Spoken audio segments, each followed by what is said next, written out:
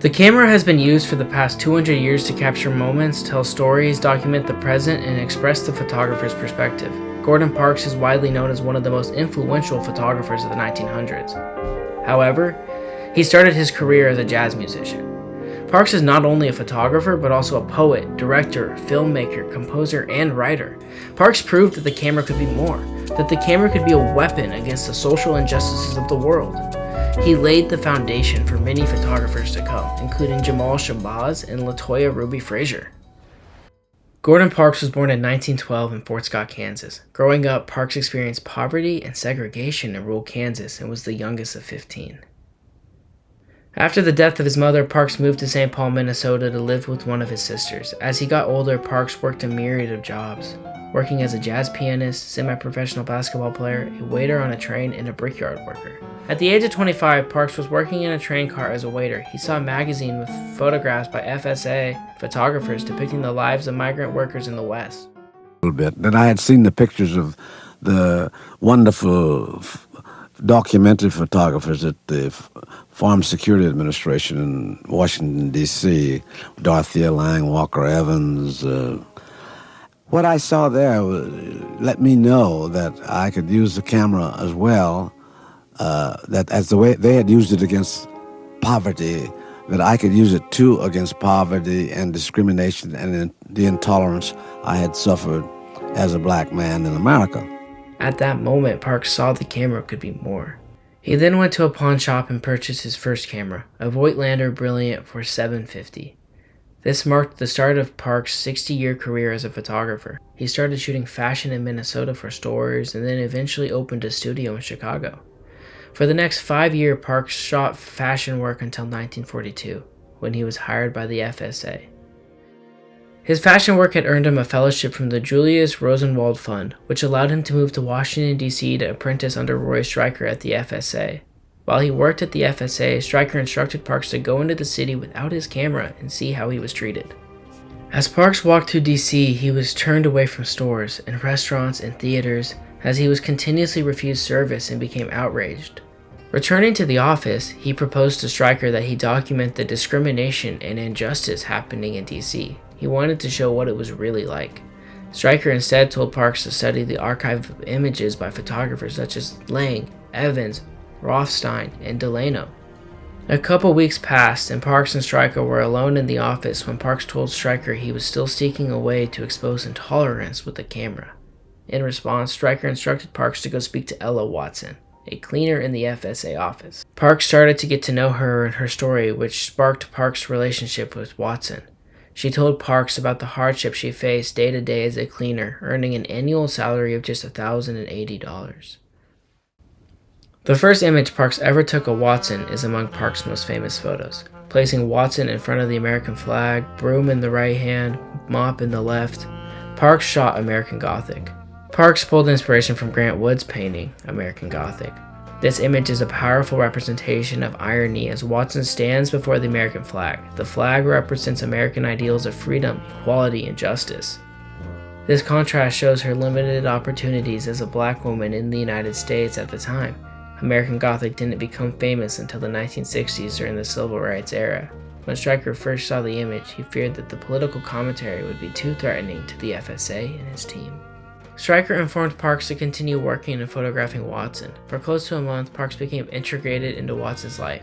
He followed her around, photographing her day-to-day life, in the home, at church, wherever she went. This was Parks' first time learning how to truly interact with the life of someone he was documenting. This practice of involving himself in others' lives to learn about them and document their lives became a pivotal foundation for Parks' structure and process. This photographic process allowed Parks to authentically document their personal struggles and show the truth. Parks said in an interview, "What the camera had to do was expose the evils of racism, the evils of poverty, the discrimination, and the bigotry by showing the people who suffered most under it." Parks became a master of this practice, involving himself in the lives of many and telling untold stories. Parks learned that a photo could be more than just art. It could bring about change. In 1949, Parks became the first black photographer for Life magazine. Life magazine was at the time one of the most prestigious publications. For the next 20 years, Parks continued to work for Life magazine. It was in 1956 that Parks created his photo essay, The Restraints, Open and Hidden Life. This photo essay tells the stories of segregation, discrimination, and the lives of black families affected by the Jim Crow laws in the South. Life magazine sent Parks to the South to document this, to show the world what was happening. These images from Parks are among the most influential photographs of the civil rights movement. Parks exposed the effects of racial segregation on African American families. He documented the lives of Thornton, Cossey, and Tanner families.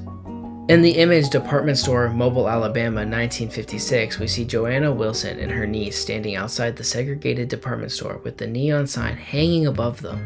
They stand there wearing nice dresses as the bold sign reading Colored Entrance hangs over their heads. This contrast brings attention to the harsh reality of segregation occurring in the South. Through these photos, we see an inside look into the lives of these families, home life, personal relationships, and the mundane activities of day-to-day life. This image shows William Cossey Jr. sitting with a gun at the door to his house. We see his wife and kids in the background reading on the bed as the family continues to proceed with their day-to-day activities as their dad protects them from the gun violence that was occurring in Shady Grove, Alabama.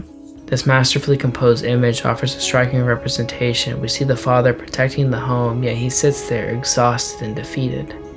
When Parks' photo essay, The Restraints, Open and Hidden, was published in 1956, Americans were exposed to the truth. Gordon Parks is one of the most influential photographers in the history of photography. Not only did Parks leave a lasting impact on society at the time, but he also changed how photography was viewed. Parks has inspired countless of photographers to use the camera as a weapon. Two notable photographers who modeled Parks' photographic process and the use of the camera are Jamal Shabazz and Latoya Ruby Frazier. Jamal uses the camera to counteract the negative portrayals of Black and Latinx communities in New York, photographing the communities he lives in. Shabazz said that he was directly influenced by Parks, and his work taught him the importance of creating images that reveal our shared humanity. In 1979, Shabazz returned from serving in the military in Germany. He was dedicated to bringing about real change. In Shabazz's images, he focused on real human emotion and real stories. Shabazz dressed like those in his community, helping him be more welcomed among those he photographed, and it opened the door to inside perspectives on the lives of people in his community. Shabazz was a master at capturing a person's raw emotion. He felt deep empathy for his community and believed that the camera could be a tool of empowerment. With Shabazz's work, as with Parks, we see the camera used as a form of activism, as he photographed New York streets for 40 years, creating an archive of images that show a shifting culture and struggling of times. Jamal Shabazz said he aims to represent individuals and communities with honor and dignity.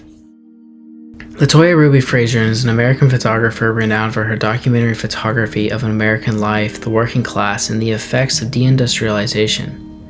Much like Parks' work, Frazier's work focuses on the individual stories and experiences. She had said that she is directly inspired by Parks, adopting the same view of a camera as a weapon for social justice. Frazier's photographic process mimics Parks as she intertwines herself into the lives of those she photographs. In her series, Flint is Family, Frazier spent 5 months living in Flint, Michigan, documenting the water crisis. This body of work is one of the most influential and most well-known. Frazier built a relationship with Shay Cobb, a poet, musician, activist, and mother. Frazier worked closely with Shay, documenting her and her daughter's everyday lives. This personal involvement in the lives of those she photographs enables her to bring about meaningful change and bring awareness. Jamal Shabazz and Latoya Ruby Frazier are just two of the many photographers inspired by Gordon Parks. Parks is an icon among photographers in American culture. He models the direct use of the camera as a weapon. His view that photography could be more has had an extraordinary impact on the world of photography, proving that a photograph can bring about change.